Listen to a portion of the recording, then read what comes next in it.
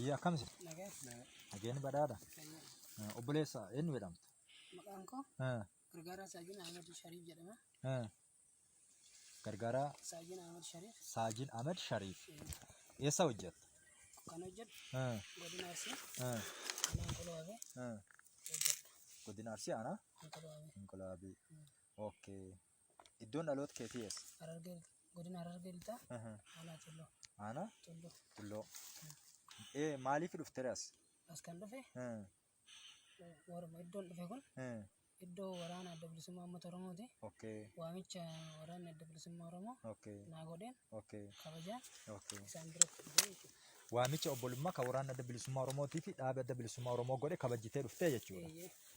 Kanaafuu kaayoo kanatti sii galee kaayoon dhugaa karaan uummata Oromoo ittiin bilisoomsanuu fi karaan uummata Oromoo garbummaa jalaa ittiin baasanu karaan qabsoon haqaa qabsoon dhugaa qophii qabsoo hidhannoo yookaan kan waraanni bilisummaa Oromoo gaggeessu qofa waan ta'eef kanaafuu waamicha kabajjitee dhuftee jechuudha.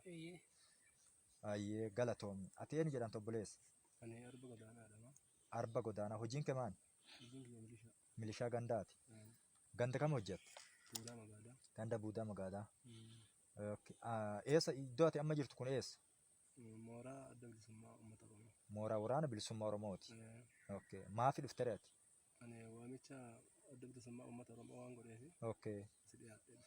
Waamicha atis akkuma Saajin Gargaaraa Saajin Ahmed Shariifii waamicha obbolummaa kan waraanni bilisummaa Oromoo hanga adoolessa 5tti ilmaan Oromoo kan raayyaa ittisa biyyaa poolisa idilee akkasuma poolisa humna addaatii fi milishoota jiran hundaa fi waamichaan godhe kabajjitee dhuftee jechuudha. Hamma dhuftanetti karaa kanatti isin kaleessa nama mooraa qabsoo yookaan mootummaa har'a biyya bulchuu kana keessa warra ture warra waraana mootummaa keessa turtane eega achi dhuftane dararaan wanni waraana bilisummaa Oromoo isinirra godhe kalee siyaasa biraa deeggaraa turtane yookaan siyaasa kalee isin hordoftan kan biraati jechuudhaan wanni isin burjaajessan wanni isin doorsan wanni isin dhaanane maanti jira erga dhuftane. Injirtu nyaata ontoo malee waan tokko hin qabne.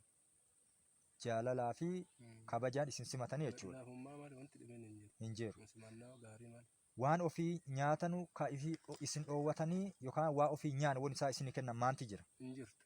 Hin jirtu. Saajin akka nama tokkootti rakkoon as keessa jiru maaneet hamma dhuftetti haga waamicha obbolummaa kabajjitee dhuftetti rakkoon as keessa si qunname maanti jira.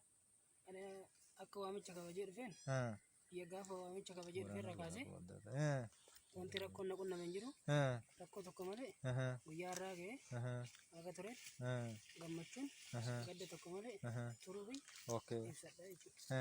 Nyaataa dhugaatillee akkuma isaan nyaatanitti akkuma isaan nyaatanii dhuganitti kanaafillee kennaa waliin nyaataa ture jechuudha. Kanaafuu kabajaaf jaalalaan isin simachuu malee wanni isin miidhanee fi wanni dararaa isinirraan dhaqqabane burjaajessiisaa fi sodaachisiis hin jiru jechuudha. As keessatti yeroo ilaaltanu fakkeenya mootummaan kanaan dura waraanni bilisummaa Oromoo shororkeessaadha nama nagaa ajjeessa kaanii hidhaa qabeenya uummataa saamaa jedhaa ture haga dhuftanetti waraanni bilisummaa Oromoo yoo akkana ilaaltan akka mootummaan jedhee irratti olola oofsan jiramoo dhugumaanii akkuma uummata Oromoo woboon gaachana keenya jedhu waraanni bilisummaa Oromoo kasaba isaatiif dhaabbate moo kasaamicha sabaatiif dhaabbate akkamitti ilaaltan? Ani akka kootti akkatti ilaalu akka mootummaan jedhetti osoo hin taane akka uummanni waraanni adda bilisummaa Oromoo gaachana keenya jedhee akkuma raajjataa ture akkasumatti argee akkasuma dhagaalee ture akka itti dhagee osoo hin ta'in akka itti argee turre bal'aadha jechuudha. Haalli amma waraana bilisummaa Oromoo irra jiru kan uummata isaatiif qabsaa'ee beela'ee dheebotu jiru kun yeroo ilaaltanutti qabsoo har'a inni godhu jiru kun qabsoo uummata miidhumoo qabsoo uummata ifatti baasu akkamitti ilaaltan? Akka itti ilaalu qabsoon kun qabsoo uummata fayyadu malee qabsoo uummata miidhu osoo hin ta'in kan uummata bu'aa buusa. Kanaafuu woboonni qabsoon godhu jiru qabsoo hidhannoo kaadhaan gaggeessu qabsoo daandii sirriiti jechuudha. Kan uummataafis bu'aa buusu biyya Oromiyaatiif uummata Oromootiifis kan bu'aa buusu jechuudha. Kanaafuu gama keessaniin fakkeenyaaf isin kaleessa iddoo biraa turtane akka gurraan dhaga'aa turtanetti jechi jedhamaa mootummaan har'a shororkeessaa dhadhee dhaaba adda bilisummaa Oromoo irraa jechi inni labsa jecha biraati. Hamma dhuftanetti woboon immoo gochoota kan hundarraa bilisa akka ta'e nama nagaa ajjeesuurraa qabeenya uummataa saamuurraa uummata isaa burjaajessuurraa qabsoon woboon godhuu jiru qabsoo bilisaa akka ta'e argitanii jirtan. Kanaafuu gama keessaniin dhaamsi isin waraana bilisummaa Oromootiif dhaamtanu akkasuma hiriyoota keessan ka har'a mooraa mootummaa hidhatanii hidhannoo mootummaa keessa warra jiranuu fi dhaamsi isin dhaamtan maanti akka keessanitti fakkeenyaaf hiriyoota keessaniif. Akka keenyatti Okay. akka mataa kootti wanti dhaamu waraana adda bilisummaa uummata Oromoo kanaaf Okay.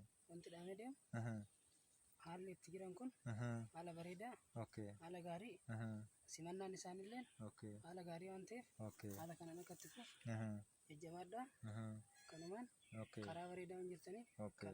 karuma kanaan ittiin fufa jabaadhaa hiriyoota kiyyaallee tarii hiriyoota kiyya kan bakka jiranittillee wanti dhaamu Okay. haala kana gadi fageenyaan gadi bu'ee Okay. ibsuu fi barbaada jechuudha. Bareedaa. Haala gaariidha. Obbo Arbatoo. Alleen haalli adda bilisummaa uummata Oromoo kun keessa haala gaarii jedhama. Ani karaa akka dhageenyetti namni gongomaa seenee mataa isaa bosseettoo keessa bacaanutti fakkaate. Okay. Hin ajjeesanii bosseettoo kanii jechuudha. Akka durii jedhanutti. Weerara uummati oofaa deema. Okay. Amma gaafa as seenu immoo haala gaariin wanti dhibiin hin jiru, cunqursaan dhibiin hin jiru, qonnoo ofirra diriirfannee bulu jirra amma. Okay. Kanaafuu qabsoon yookaan waraanni qophiin yookaan qabsoo hidhannoo kan waraana bilisummaa Oromoo gaggeessu jiru kun daandii sirrii waan ta'eef haaluma kanaan itti fufaa jettan. Itti fufaa jenna. Galatooma fayyaata isinis waamicha obbolummaa kabajjitanii dhufuu keessanii fi baay'ee isin galateeffannaa.